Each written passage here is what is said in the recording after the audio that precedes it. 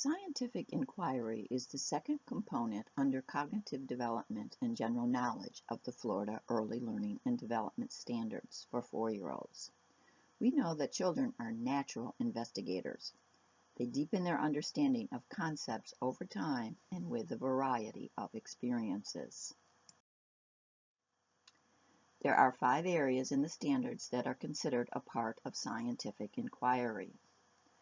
Koppel and Bredekamp write in their book, quote, "A good science program is skillfully integrated into the total life of the classroom," end of quote. The science curriculum grows out of children's natural curiosity about the world around them and is based on concrete sensory experiences. Investigation and inquiry. This is demonstrated when children ask questions, use simple tools, and make comparisons. Simple tools meaning magnifiers, scales, rulers, measuring tapes, tweezers, eyedroppers, spades and shovels in the garden, binoculars, egg beaters, mixing spoons. You can see that the list can go on and on. Sometimes instruction is required. We put some pulleys in our block area and the children just couldn't get them to operate. So we provided instructions and books and a week's worth of curriculum on what they could do and not do with pulleys. I learned more than I ever knew before about pulleys. Physical science.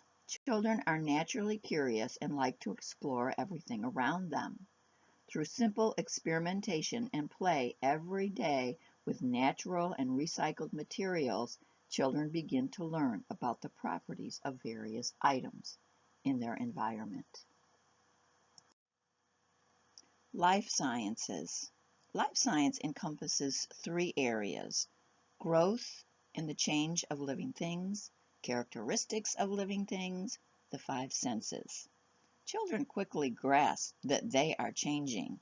They don't fit into their baby clothes anymore. Maybe they've had a pet that died. We can grow plants in our classroom to help them observe differences of living things. It's also fun to have parents bring in baby pictures and compare them to the children now. If you have never watched the transformation of a butterfly from caterpillar to full-fledged butterfly, it belongs in this unit. This section also deals with characteristics of living things. Growing a garden or even a pot with a plant allows children to observe living things and how they change.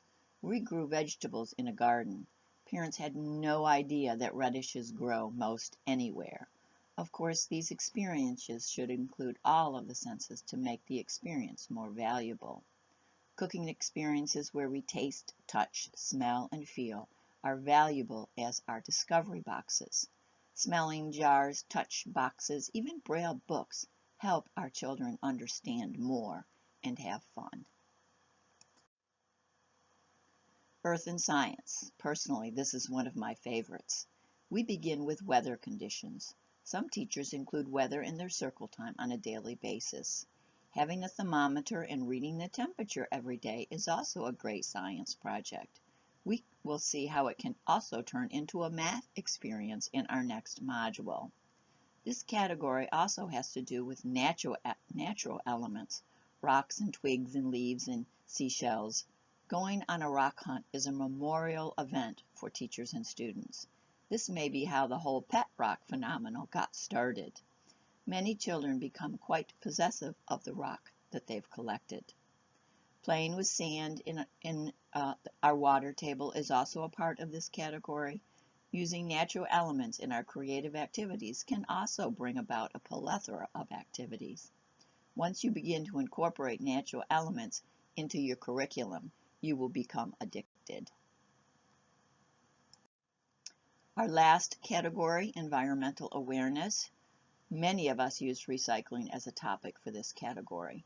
Some children are already familiar with recycling, particularly if mom and dad are recyclers. We often did a variety of art projects using recycled projects. It's totally amazing what you can do with toilet paper and paper towel tubes. Depending on your personal philosophy, you may introduce gardening, and or composting into this area. I was teaching the year that we had a drought here in Florida. It was amazing how good the children got at conserving water. Do what interests you and what the children ask questions about. Science education is a grand and glorious thing. Often we just incorporate it into our daily plans.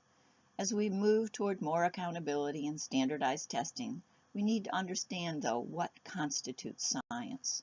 Making predictions, observing, making logical connections, experimenting, and becoming familiar with the scientific process. These are all part of the Florida Early Learning Standards. If we're familiar with them, then it's easy to incorporate them into our daily plans. As the Nike commercial says, just do it.